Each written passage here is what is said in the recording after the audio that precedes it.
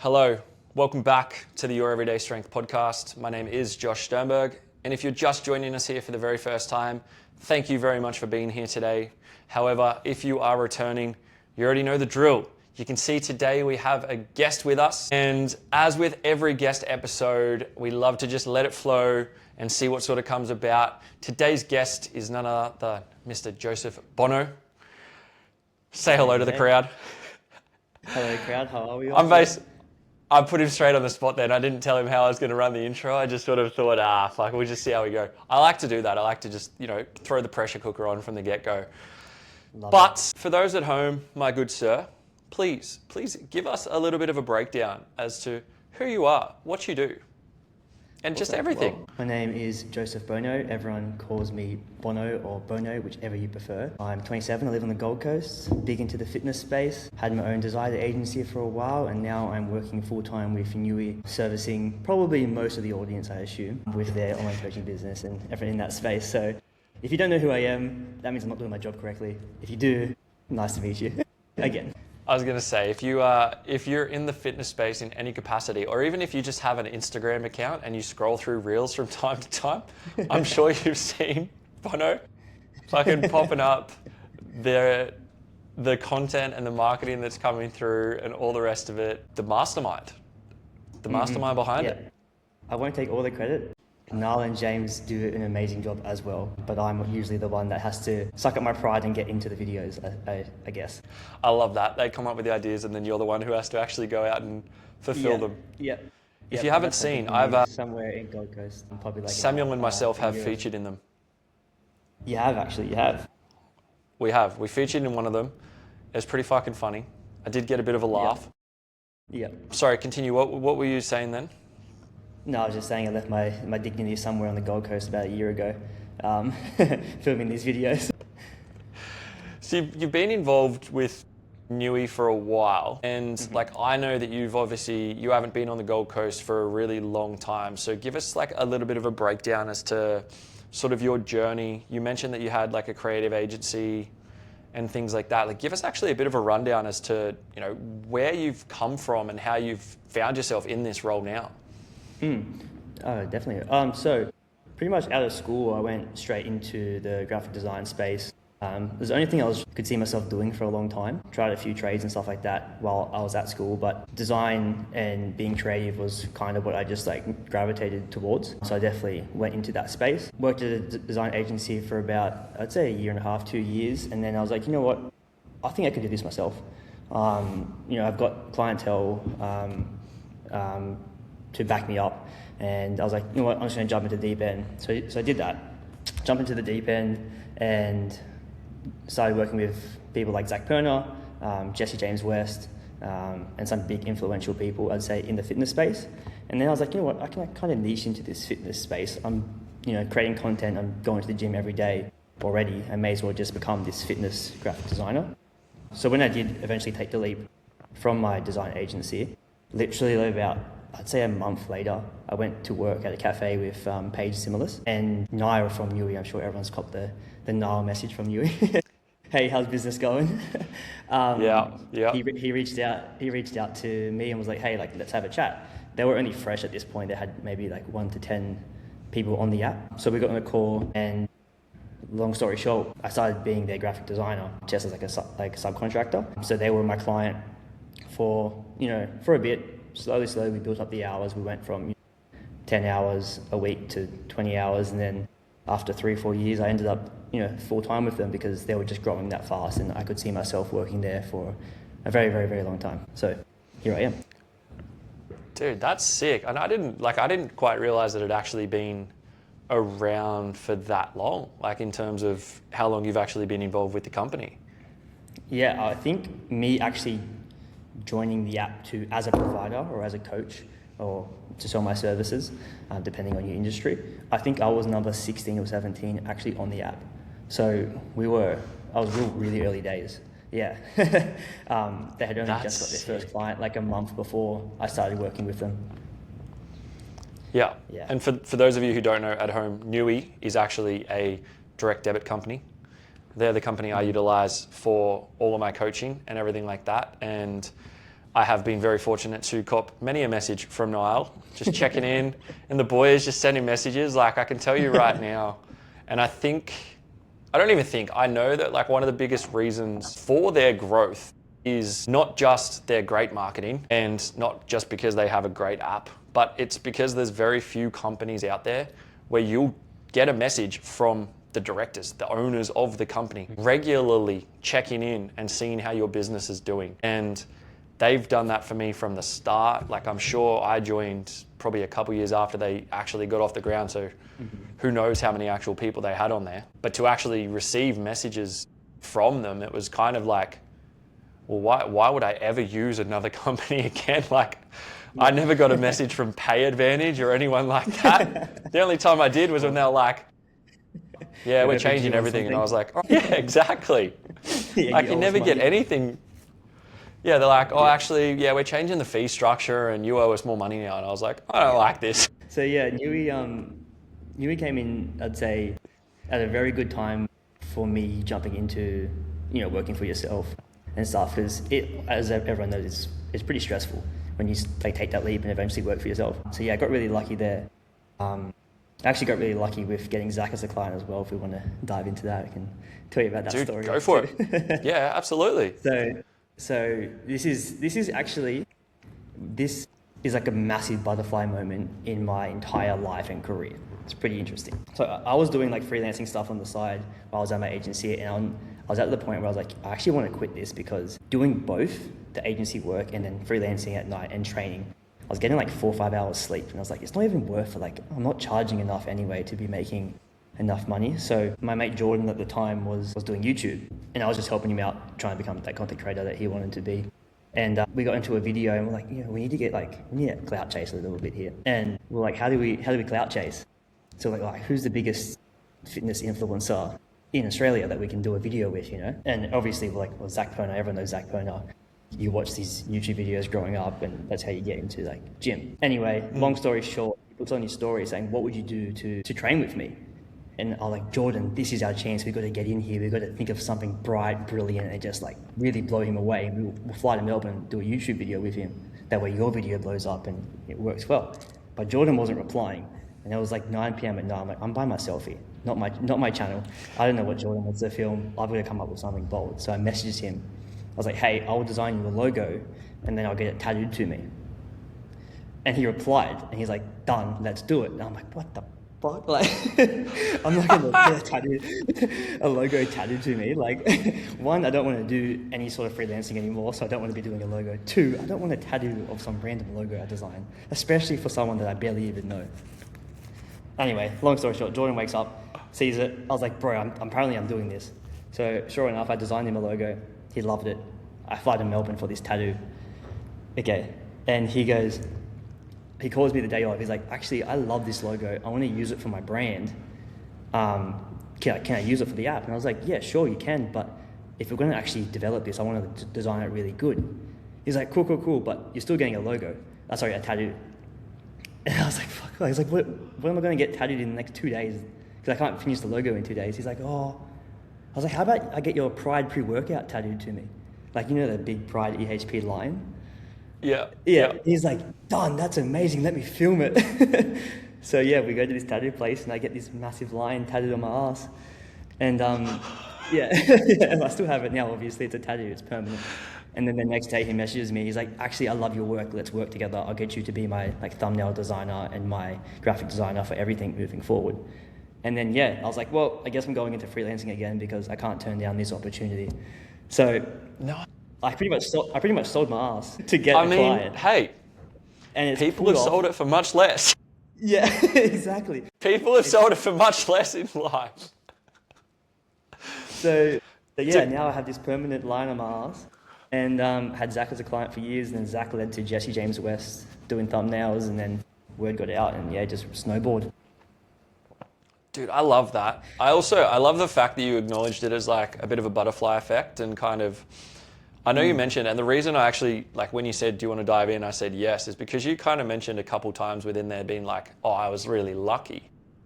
And I think it's something that a lot of people say, and a lot of other people will say it to us, right? Like when people Correct. start to succeed, others will be like, oh, you were just lucky. And it's like, well, no. How many other people are going to sit there and be like, well, what's a wild ass idea? Well, I'm going to get a tattoo on my ass of this guy's logo. And then actually, it's not even just to say it, but then to follow through, get it done, like create, like have an skill that's like valuable enough that, you know, he wants to then utilize it long term. Yeah, I do agree. Is definitely not a luck thing. Yeah, I think my opinion on luck is I believe in luck, but there's a massive but before that, and not just my ass. You have to put yourself in positions to get lucky. Like luck just doesn't happen to anyone. You need to put yourself into a position where luck can happen, and you need to constantly put yourself in that position. Otherwise, it's never going to happen. Because everyone's like, yeah, you're right. People have said to me, you got lucky, you got to work with Zach Perner so early in your career. I was like, yeah, but I didn't know anyone that was going to fly to Melbourne and get a tattoo of a logo. Besides me, no. and it wasn't even for my YouTube channel. No, so like, and that's the thing. Do things that are way out of your comfort zone. Yeah, 100%, dude. And that's like I'm a pretty, you know, I identify I'm pretty spiritual, pretty woo-woo kind of guy. I believe in all of that sort of stuff, like serendipity and just manifestation and all the rest of it.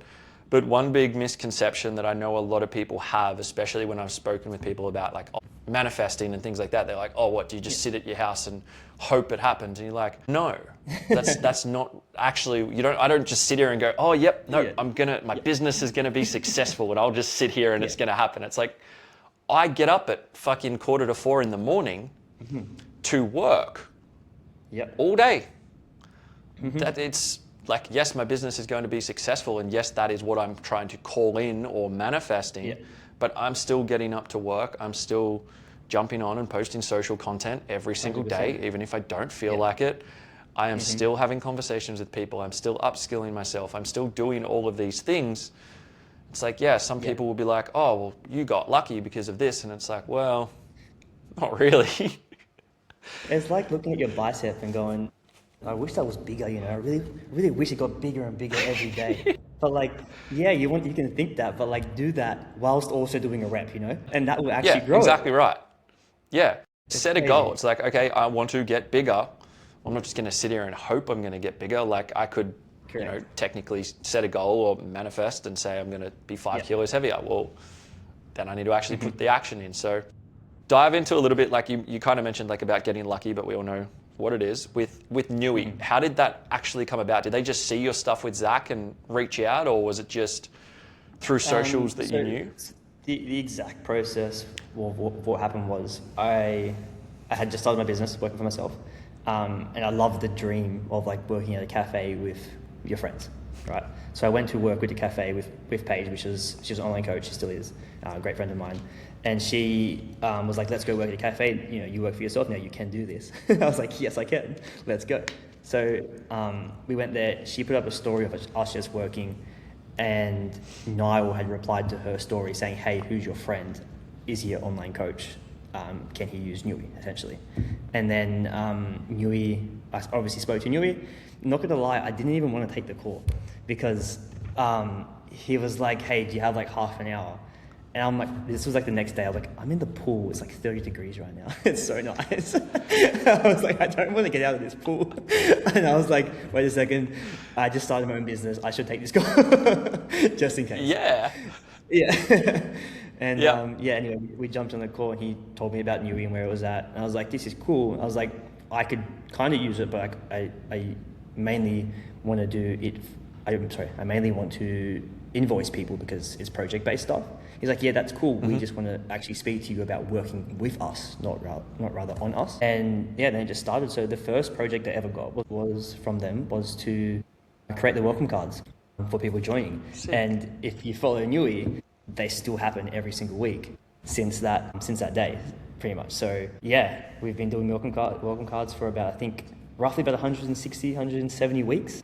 And I know that because I have a file of week 1, week 2, week 3, week 4. That's the welcome cards on Instagram, like when someone joins up? Yeah, correct. I remember when I first joined and I was like, I'm so excited to get my little welcome card and post it on the Instagram. And I'd actually referred a few people through to them first because like I wasn't at that point in time. I was working for someone and I wasn't able to actually use them. But I was like, spoke to him and I was like, oh, you know, I can't actually do it, but I've got here's some other people that will, and it kind of led to that. And very, very similar to yourself, like what led to me eventually getting my billboard, which is something I want to touch on, the billboards. Yep. Is Niall randomly messaged me one day. He's like, hey mate, do you have a spare half an hour? And I was like, I can't even remember what I was doing, but I was in the middle of something and I was like, yeah, sure, man. Like, give us a buzz. Like, sweet as. I'd been using Nui for a while by that point, and we were chatting about the upcoming APL Nationals and just having a bit of a chat about powerlifting and like that, and Nui getting involved a little bit more within that. And then the back end of the call was like, oh, he's like, do you want a billboard? I was like, fuck yeah, I want a billboard. Like, that's sick, of course. And then it took me a while to actually get into the organization of it all, but getting around to it was like a pretty fucking surreal feeling. And obviously I had the pleasure of you coming to take the video and photos for me, which was brilliant. Yeah, you were a little bit nervous from my point of view, but you fucking a little bit it like I undersold it.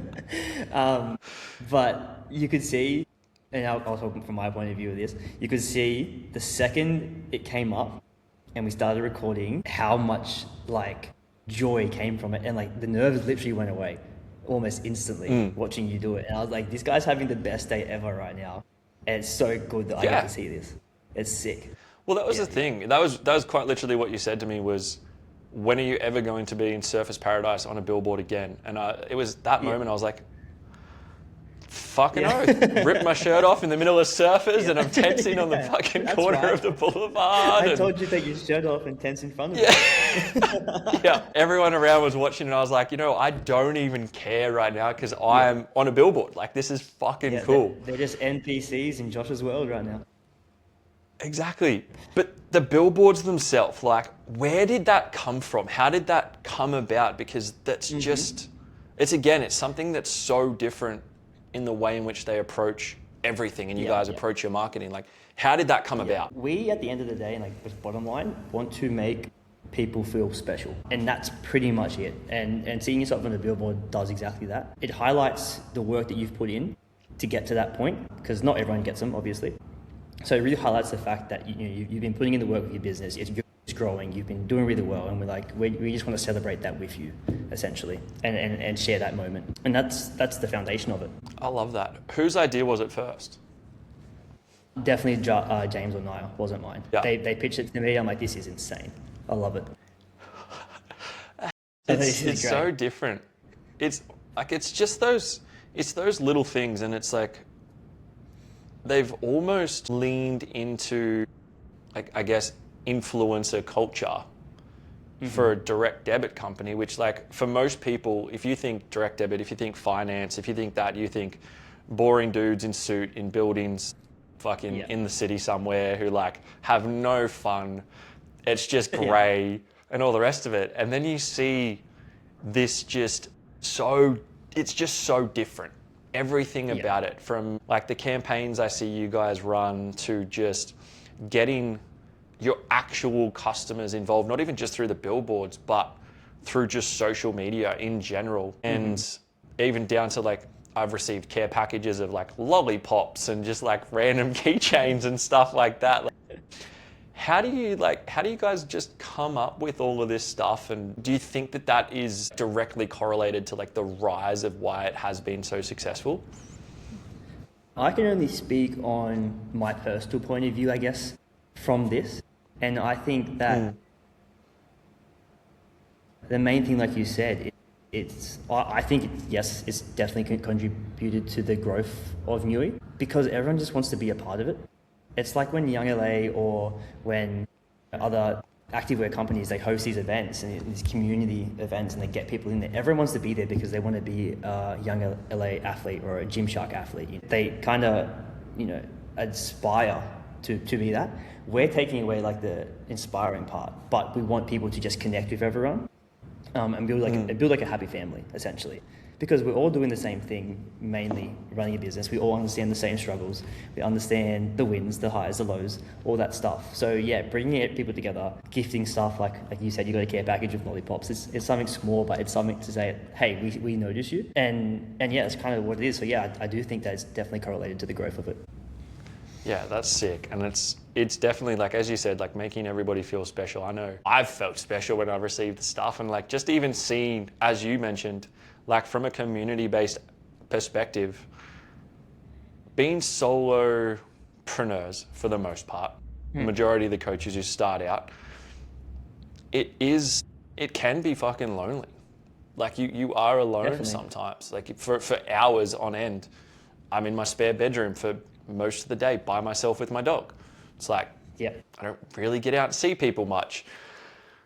But having that like almost ability to see other people succeed and seeing, other coaches put up how many new clients they might have signed for the week, or how many people they've helped out, or how even down to the financial breakdowns, and see them kicking goals. Mm-hmm. I've been of mindsets before where I've seen that and I'm like, fuck man, you know what? Like if they can do it, I can do it. Yeah. Yeah. It's kind of like... It helps drive that motivation. Yeah. I'm a big F1 fan, so I'm going to add this in.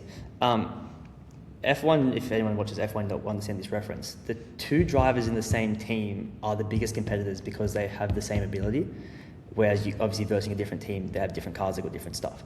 But that's kind of like what New is, where it's like everyone's actually competing against each other, but we're actually the same team here. Like everyone's helping each other grow. Everyone's sharing their knowledge. It's a happy competitiveness, not like I'm going to steal all your clients and all this stuff.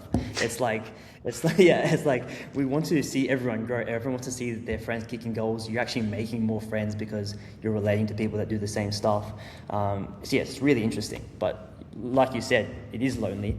So to see other people doing the same thing is a nice little refreshment.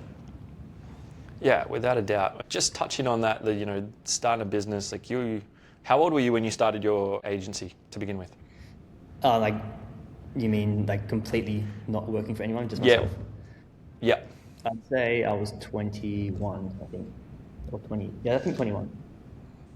How did you find, like you were obviously fairly fresh to the workforce by that point. Mm-hmm. How did you actually find and establish your brain to be like, I can actually do this?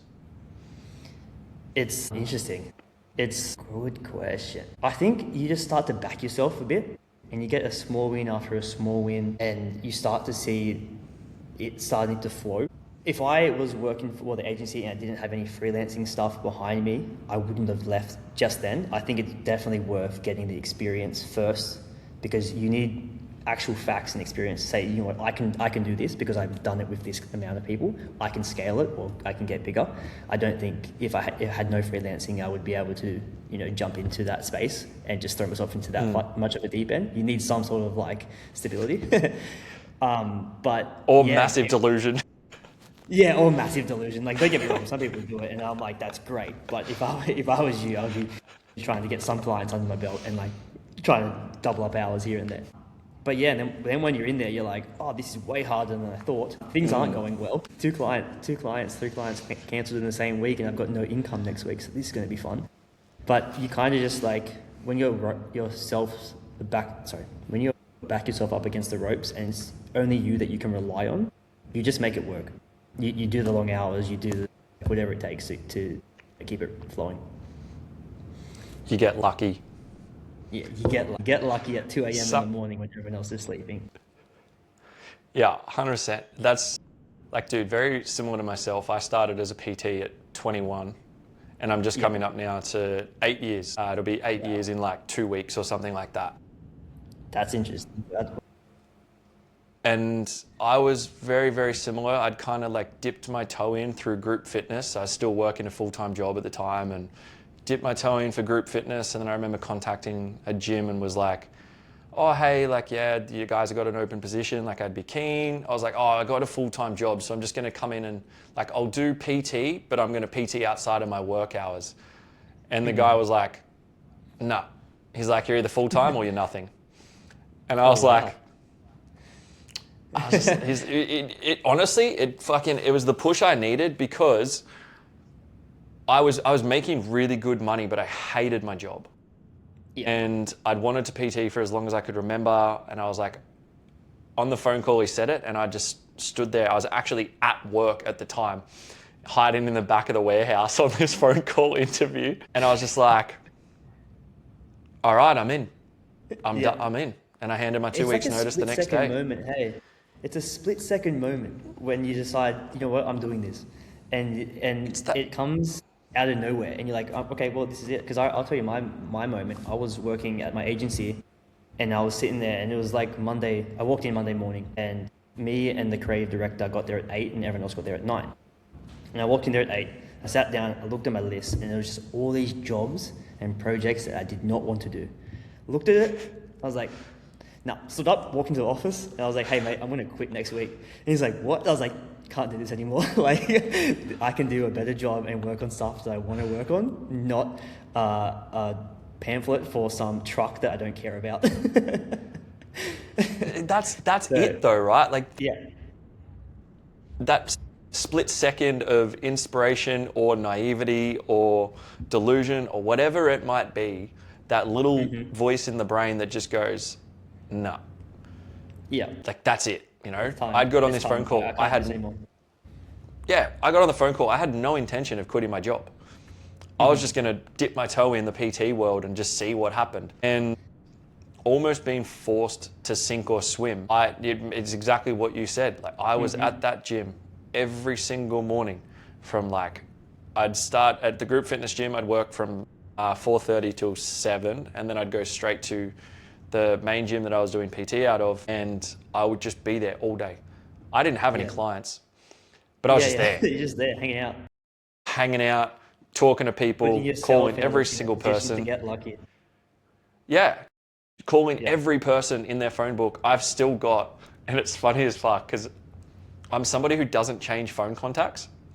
Yep. So anybody I save in my phone, I put them under Jets. I've still got people who I work with to this day that I have as like their full name and then Jets next to it. No way, that's amazing. The downside of that is I have a phone book that is just chockers full of like the random people who I have no idea in this fucking world who they are. Couldn't tell you who they are from a bar of soap. And anytime I'll go to search someone's name, it'll pop up with like just some random name next to it that'd be like Jets or EMF, and I'm like, I should start deleting these at some point. No, mate, turn it into an opportunity. Get everyone from Jets, EMF in a group chat and just say, hey mate, this is my offer. I'm doing Hey guys, you might remember me reaching out to you 8 years ago. You might not. But if you're still in the gym, I can coach you. It work. Send them a lollipop. You know what? It works. That's the secret. That's the bloody secret. I love that. It kind of goes to show though, and like I'm really glad you've touched on it quite a lot with that kind of like that sink or swim. You reach that point because so many people and like a lot of younger people, and I know there's actually quite a lot of young people who listen to this, like fresh coaches and just people sort of working their way into finding themselves. Now, you sound like you were fairly fortunate in the fact that you kind of worked out quite young what you actually enjoyed doing and then how to get paid to do it. Yeah. Like myself, what would you say to somebody who may not actually know what they enjoy, what they want to do? Like how would you sort of give somebody some advice on how to do that? I would say definitely work your way backwards, because this is actually what I did. So yes, I enjoyed graphic design, but I didn't love it. I definitely didn't love it. I just worked my way backwards. I was like, you know what? Do I want to go to uni? No, I don't want to do that. Am I happy to go to TAFE? I don't mind going to TAFE. Okay, so cool. Uni's off. Cross that out. Do I want to be an accountant? No. Do I want to be this? No. Like, you just start crossing them off, and you're like, what do I not mind doing? You know, you don't have to love it. You just have to not mind it, because if you don't mind it, I guarantee if you start getting paid for it, you'll probably enjoy it a bit more. It's pretty funny. So a lot of people, and this is probably why there's a rise in fitness coaches. Everyone's done that with with fitness. Everyone's like, I enjoy training, I enjoy going to the gym. This is why I can go into, the fitness space. And that's great. I'm not, hating on that at all. I'm just saying, work out what you don't like and cross them off the list. If your parents are telling you, go be a trade, but you don't want to wake up at 4 a.m. to be a tradie, cross it off the list. It's simple. And then, and work out what, at the end of that list, you'll have 2 or 3 things, and then just give them all a go. You got 60 years on this planet, 80 if you're heaps from the age of 20. Just try them. Give them a go. Yeah. You never know. When you started a PT, the online coaching space didn't even exist. It was like a few people doing it correct.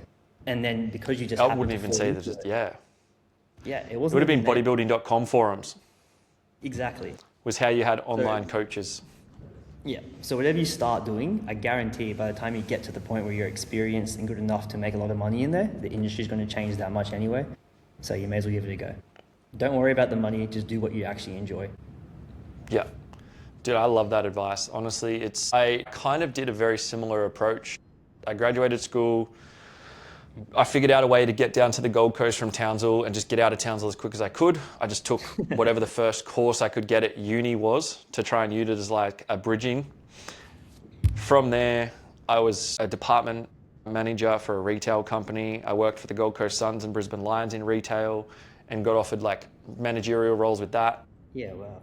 Kind of got told, this is the salary per year. And I was like, I don't want to make that while sitting in a fucking clothing store all day, every day, doing stock take of football Guernseys. Sorry, not my thing. I went and did sports marketing, which was like door-to-door sales. And I was like, I hate this. I loved the idea of sales. So I was like, well, I love training and I love sales. I was like, well, I was going to toss up between real estate and PT.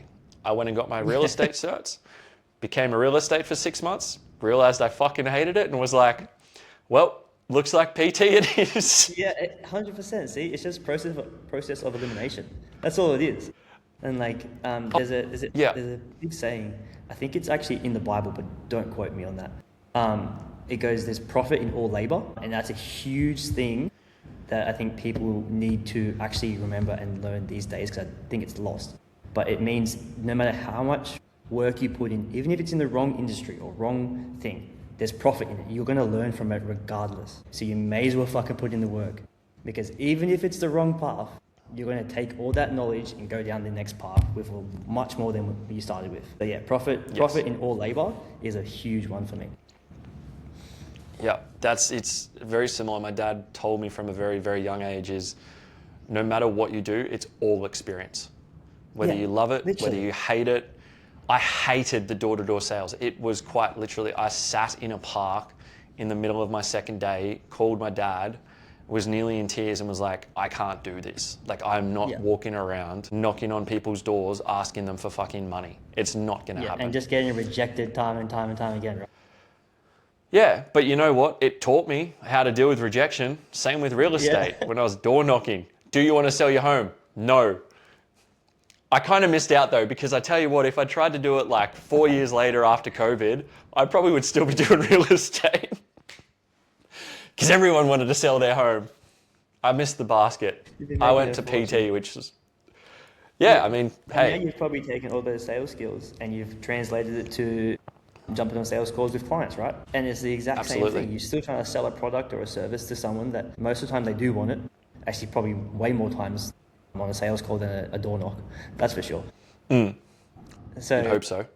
Yeah, you'd hope so. That's why they're on the call. But yeah, like there's heaps of profit in doing the wrong thing, regardless. As long as you put in the work and you get the labor done, it's fine. Yeah, I think that's definitely a really important message. As you said, I think it is definitely lost. And I don't, and again, working, like I actually have quite a lot of younger clients as well.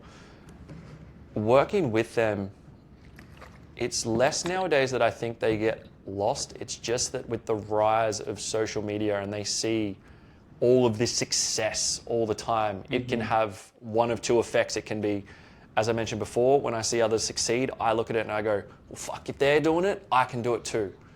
But if you're young and you have no wins on the board, you got no rung on the ladder, you're like, oh, well, I can't do that because they're like really good at this or like whatever. And they kind of 100%. Think that if they're not that successful, that they're not good at what they're doing.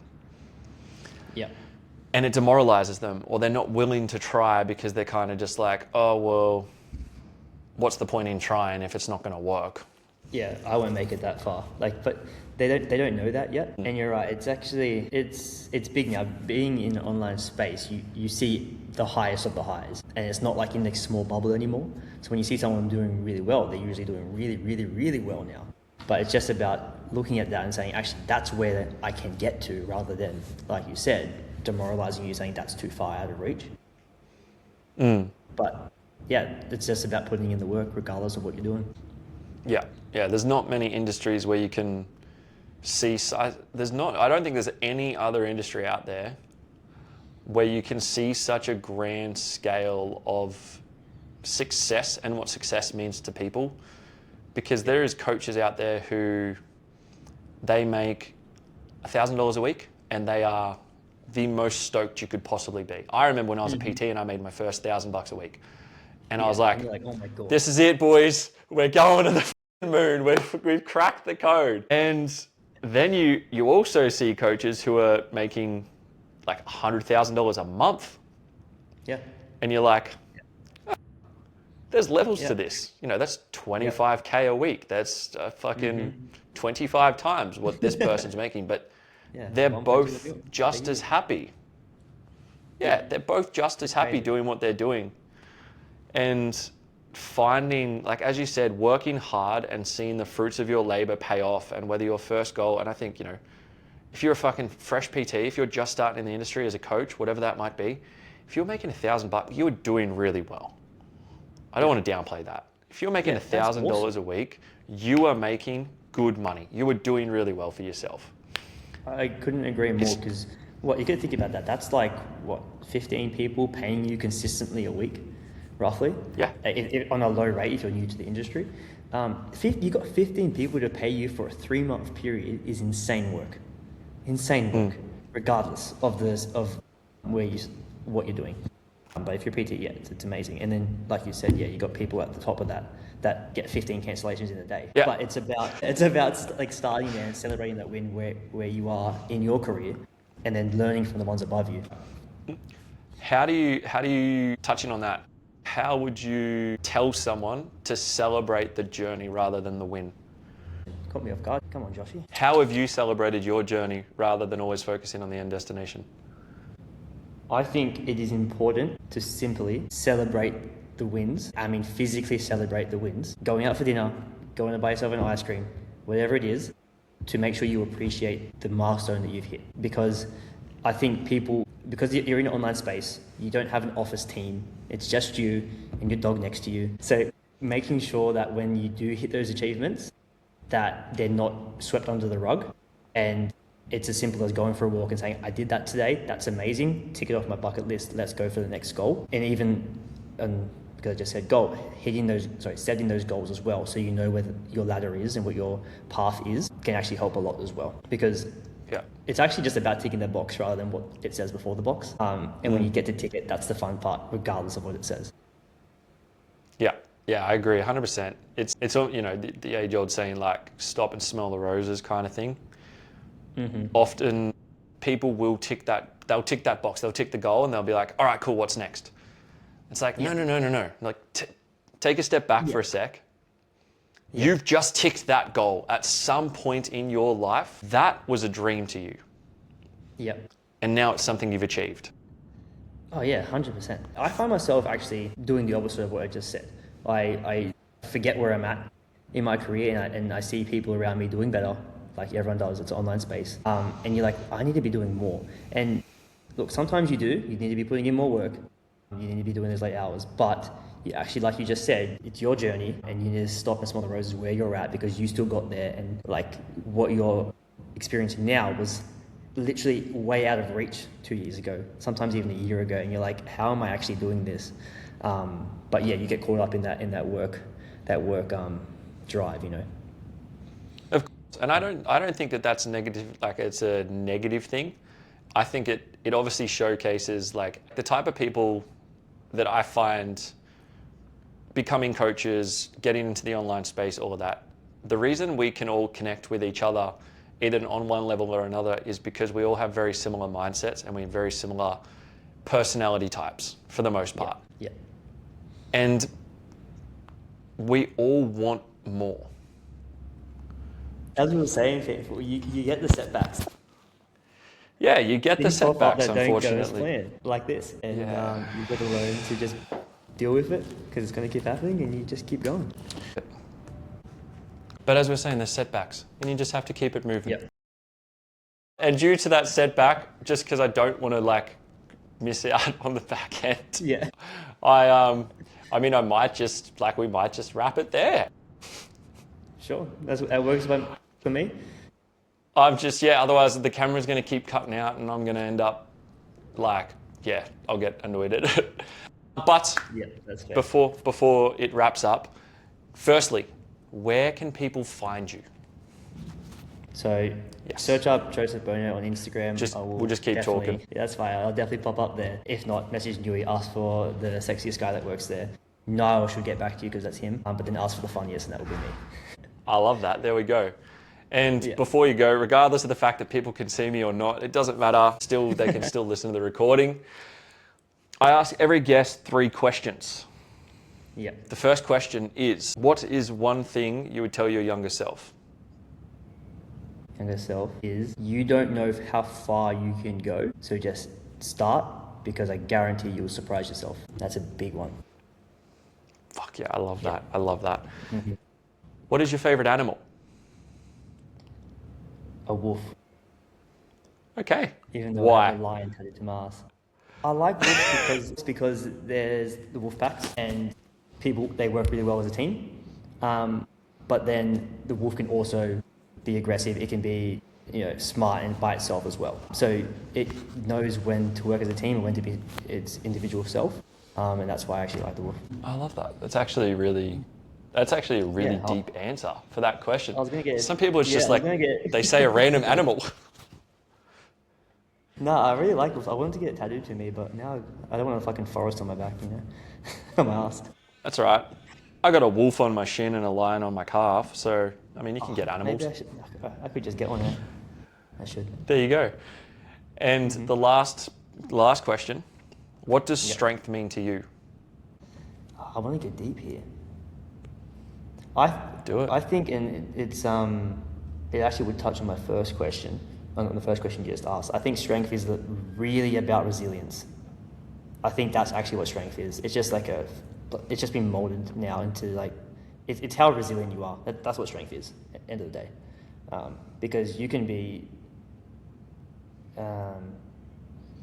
you can't be strong and not be resilient. It's impossible to, I love that. Dude, I love that. I love that a lot. Honestly, I've loved this chat today. I wish my camera didn't decide to destroy itself. This is what happens, right? This for anybody who's listening. Yeah. This is the things that you start to establish and find out when you try and push. Now, I have recorded more podcasts this week than I have in the last month. And I am now just working out that I actually need to have a spare battery sitting on hand, ready to go. So these are all things you learn, but you can't learn these things until you do the thing. Correct. Speak it. I will put all of Bono's contact info in the description for the show notes, and you will be able to find him, throw it up on socials. Honestly, today's chat it's been amazing. Thank you very much for coming on, good sir. I appreciate your time. Thank you very much. Little insight for everyone listening. I actually didn't want to do this call because I'm a bit nervous speaking and stuff like that, but Josh pushed me, said it'd be fine, it'd be a great talk, and here we are. So even today I'm getting pushed way out of my comfort zone, and I just want everyone to know that, because you can push yourself as well. Exactly. So thank you very much for having me, Josh. Appreciate it. No stress, my man. Appreciate your time. Awesome. Alrighty.